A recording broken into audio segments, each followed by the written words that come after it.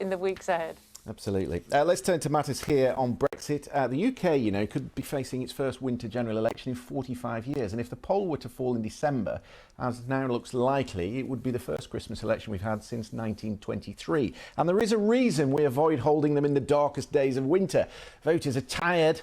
They have colds. They don't like opening their doors late at night to campaigners. Actually, I don't like ever doing that. But if it does go ahead and the UK is still in the EU, what are we going to see under the Brexit section of the Conservative Party's manifesto? Yes, this afternoon, a group of One Nation Tory MPs met Boris Johnson to demand that their party doesn't campaign on a straightforward no-deal platform, claiming dozens of Conservative MPs would refuse to support such a manifesto. He assured them that right now this wasn't his plan and he would always prefer to leave with a deal. Well, let's speak to one of those One Nation Conservatives, Gillian Keegan, Conservative MP for Chichester, and one of the MPs who met with the Prime Minister today. So are you reassured?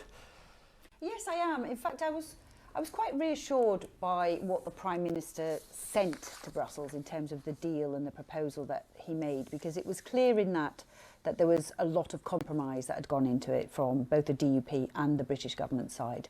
And when, I know lots of colleagues with lots of different views, and it was clear that they'd try to kind of find a way through, trying to get Parliament to agree something that was acceptable to the EU, and they'd taken into account some of the EU's red lines as well. So I think that was a serious offer, a compromise, and therefore it was a serious, approach to try and get a deal. But, of course, the question is what happens if we don't get a deal.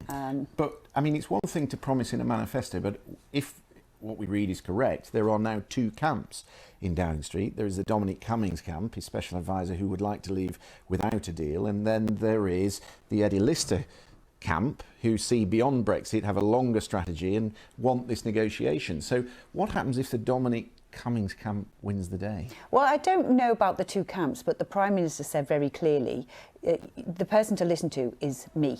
So that's why we sat in front of him. He said very clearly what his strategy is. And, there's going to be a lot of briefing from Downing Street. And we expect this. The rhetoric between now and the end of October is going to be really high. I mean, your viewers are going to be inundated with all kinds of positioning statements and signalling, actually, that will happen in Europe, it will happen in Ireland, and it will happen in the UK as well.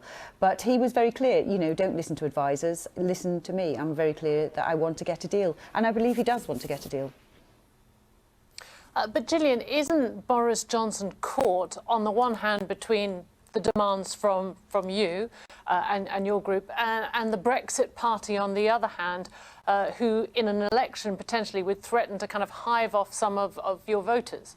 Well, the Brexit party, whatever type of Brexit we come up with, the Brexit party will always claim that they could have done something different. Think about the Brexit party, and Nigel Farage in particular, is completely unaccountable for anything he says. It's like somebody stood on the sidelines telling everybody else how to play the game.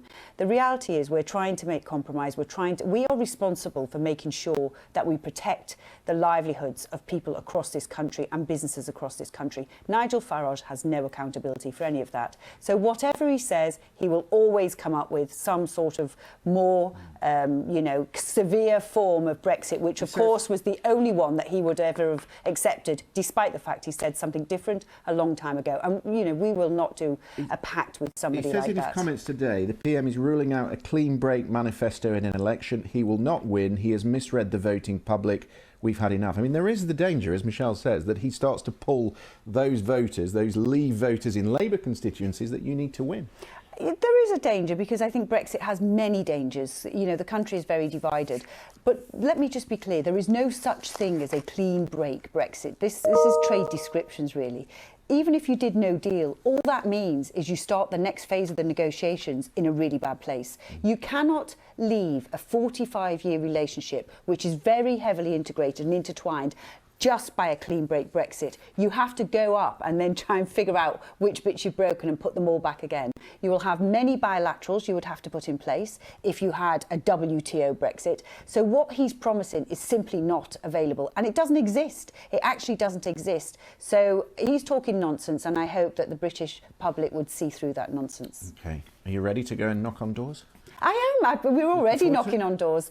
Yeah, I mean, it's very difficult. The last thing, as you say, a public want to see at the moment is politicians. You know, they're kind of fed up of all of us. Yeah. They want us to get on with Christmas, when they're all wrapping the presents. Well, all you want for Christmas is Brexit, I guess. Julian Keegan on your doorstep. I know, yeah. I apologise in advance to the good people of Chichester. Right. Thank you very much. Good of you to come in. Thank you.